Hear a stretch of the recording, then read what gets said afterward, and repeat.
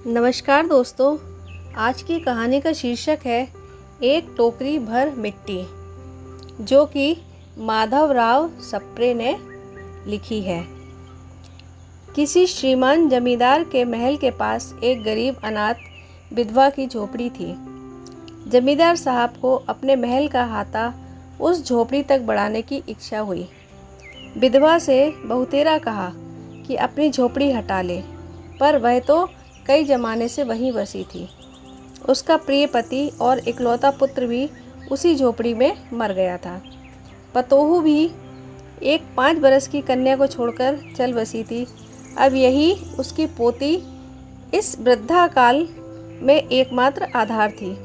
जब उसे अपनी पूर्व स्थिति की याद आ जाती तो मारे दुख के फूट फूट रोने लगती थी।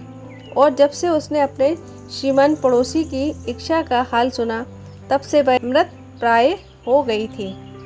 उस झोपड़ी में उसका मन लग गया था कि बिना मरे वहाँ से वह नहीं निकलना चाहती थी। श्रीमान के सब प्रयत्न निष्फल हुए। तब वे अपनी जमींदारी चाल चलने लगे। बाल की खाल निकालने वाले वकीलों की थैली गरम कर उन्होंने अदालत से झोपड़ी पर अपना कब्जा करा लिया और विधवा को वहाँ से निकाल दिया। बेचारी अनाथ तो थी ही, पास पड़ोस में कहीं जाकर रहने लगी। एक दिन श्रीमान उस झोपड़ी के आसपास टहल रहे थे और लोगों को काम बतला रहे थे कि इतने में वह विधवा हाथ में एक टोकरी लेकर वहां पहुंची। श्रीमान ने उसको देखते ही अपने नौकरों से कहा कि उसे यहाँ से हटा दो, पर वह गिड़गिड़ा कर बोली, महाराज, अब तो यह झोपड़ी तुम्हारी ही हो गई है, मैं उसे लेने नहीं आई हूँ। महाराज क्षमा करें, तो एक विनती है। जमींदार साहब के सिर हिलाने पर उसने कहा, जब से यह झोपड़ी छूटी है तब से मेरी पोती ने खाना पीना छोड़ दिया है। मैंने बहुत कुछ समझाया, पर वह एक नहीं मानती।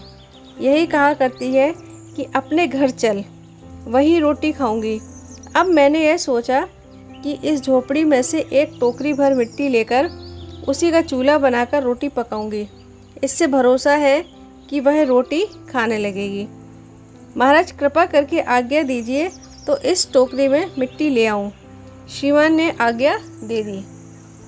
विधवा झोपड़ी के भीतर गई।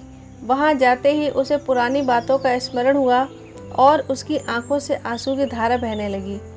अपने आंतरिक दुख को किसी तरह संभाल कर उसने अपनी टोकरी मिट्टी से भर ली और हाथ से उठाकर बाहर ले आई। फिर हाथ जोड़कर श्रीमान से प्रार्थना करने लगी, महाराज कृपा करके इस टोकरी को जरा हाथ लगाइए, जिससे कि मैं उसे अपने सिर पर धर लूं। जमींदार साहब पहले तो बहुत नाराज़ हुए, पर जब वह बार बार हाथ जोड़ने लगी और पैरों पर गिरने लगी तो उसके मन में कुछ दया आ गई।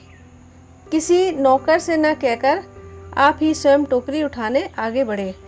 जो ही टोकरी को हाथ लगाकर ऊपर उठाने लगे, त्यों ही देखा कि यह काम उनकी शक्ति के बाहर है। फिर तो उन्होंने अपनी सब ताकत लगाकर टोकरी को उठाना चाहा, पर जिस स्थान पर टोकरी रखी थी वहां से वह एक हाथ भी ऊंची ना हुई। वह लज्जित होकर कहने लगे, नहीं, यह टोकरी हमसे न उठाई जाएगी।